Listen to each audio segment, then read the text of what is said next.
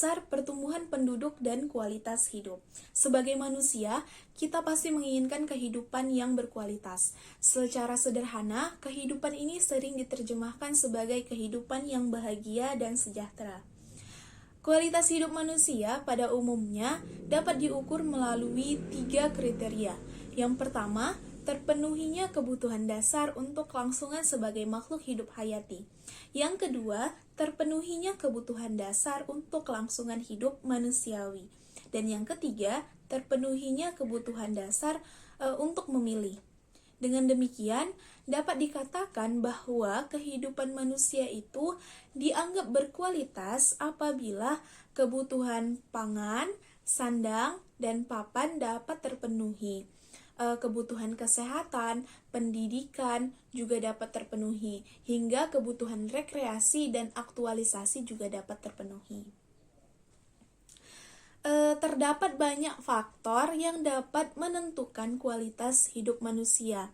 Salah satunya adalah faktor dari jumlah penduduk. Nah, jumlah penduduk yang terlalu besar tentu akan membutuhkan kecukupan pangan, sandang, dan papan yang lebih besar pula dibandingkan dengan jumlah penduduk yang sedikit.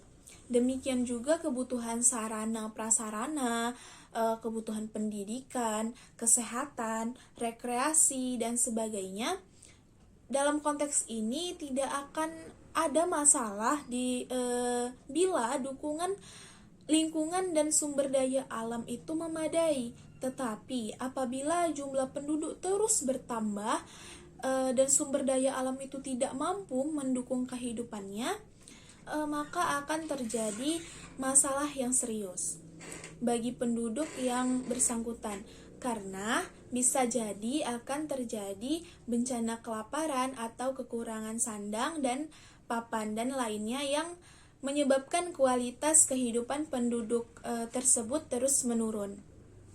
Selain itu, akan banyak masalah-masalah lain yang muncul akibat pertumbuhan penduduk yang menurun tersebut, di antaranya pengangguran, kemiskinan, rawan kejahatan, pergaulan bebas, penyalahgunaan narkoba, dan sebagainya. Transisi demografi. Transisi demografi adalah ilmu yang mempelajari secara statistik dan matematika tentang besar, komposisi, dan distribusi penduduk.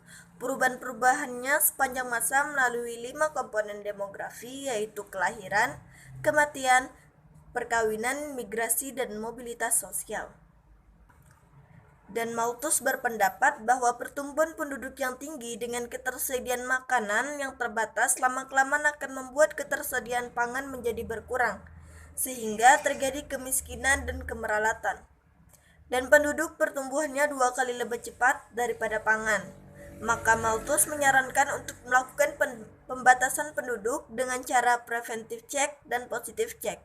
Nah, preventive check ada 2, yaitu moral restraint atau pengekangan diri dan vice atau usaha pengurangan kelahiran.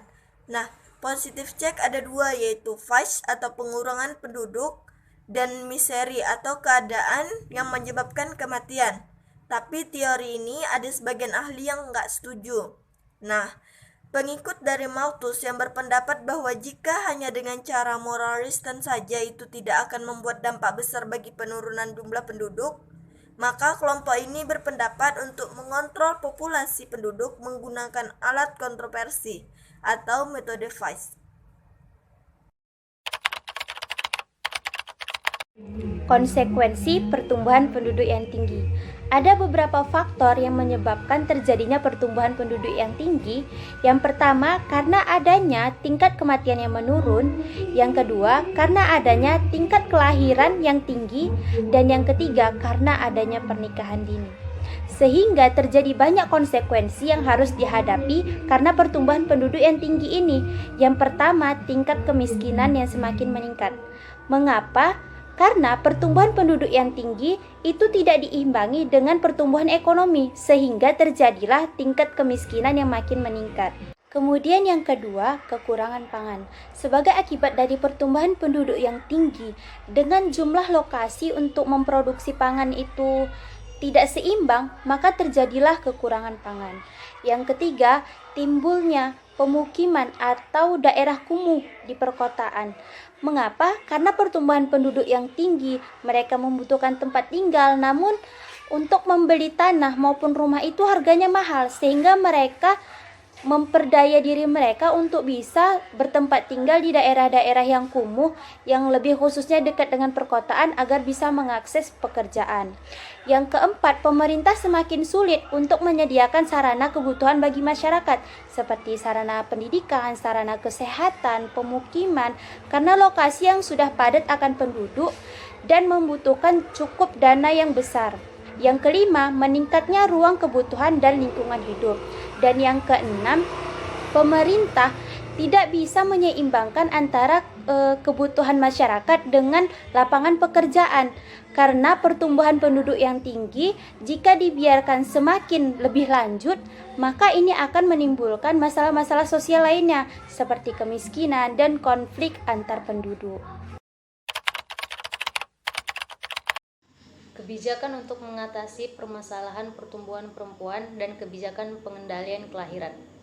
Diketahui bahwa kebijakan yang diambil adalah dengan penerapan program keluarga berencana ataupun KB. Secara nasional, kebijakan yang diambil pemerintah Indonesia dalam upaya mengatasi masalah jumlah penduduk yaitu dengan mencanangkan program keluarga berencana ataupun KB sebagai gerakan nasional melalui pendewasaan usia perkawinan atau PUP, pengaturan kelahiran, pembinaan ketahanan keluarga, peningkatan kesejahteraan keluarga kecil, bahagia dan juga sejahtera. Pencanangan program KB secara nasional dilakukan dengan cara memperkenalkan tujuan-tujuan program KB melalui jalur pendidikan, mengenalkan alat-alat kontrasepsi kepada pasangan usia subur, dan menepis anggapan yang salah tentang anak. Sebagai contoh kita lihat dari Kota Manado. Di Kota Manado, kebijakan Badan Pemberdayaan Perempuan dan Keluarga Berencana dalam pengendalian laju pertumbuhan pendudukan dilakukan melalui program keluarga berencana. Dalam RPJMD Kota Manado pada tahun 2012, salah satu unsur penting yang ditekankan di sana adalah kebijakan untuk membangun keluarga kecil bahagia sejahtera dengan sasarannya adalah program dan kegiatan keluarga berencana, perlindungan anak dan remaja, gender mainstreaming dilanjutkan dengan tingkatan. Kebijakan ini dilakukan dengan cara yang pertama, menjamin ketersediaan kontrasepsi dan pelayanan program bagi seluruh peserta KB. Yang kedua, peningkatan akses informasi dan kualitas pelayanan kesehatan reproduksi. Yang ketiga, pembinaan KII program KB dan meningkatkan pengetahuan dalam kegiatan pemberdayaan perempuan dan perlindungan anak. Yang keempat, peningkatan kemampuan keluarga dalam pengasuhan perkembangan anak, pembinaan kesehatan ibu bagi anak, remaja, serta pembinaan lingkungan keluarga secara terpadu melalui posyandu. Dan yang terakhir ialah pengoptimalan upaya-upaya advokasi, promosi, dan KII keluarga berencana dan pemberdayaan perempuan. Keluarga berencana ataupun KB merupakan upaya yang bertujuan untuk meningkatkan kesadaran dan partisipasi masyarakat melalui pendewasaan usia perkawinan atau PUP, pengendalian kelahiran, penguatan ketahanan keluarga, dan juga peningkatan kesejahteraan keluarga kecil, bahagia, dan sejahtera. Undang-Undang Republik Indonesia Nomor 52 Tahun 2009 tentang perkembangan kependudukan dan pembangunan keluarga yang merupakan salah satu landasan hukum program keluarga berencana. Nah, dari pasal ini dapat disimpulkan bahwa dasar hukum keluarga berencana adalah pemerintah telah menetapkan kebijakan keluarga berencana melalui penyelenggaraan keluarga berencana. Kebijakan keluarga berencana ini diterapkan untuk membantu calon atau pasangan suami istri mengambil keputusan yang bertanggung jawab dan mewujudkan hak reproduksi.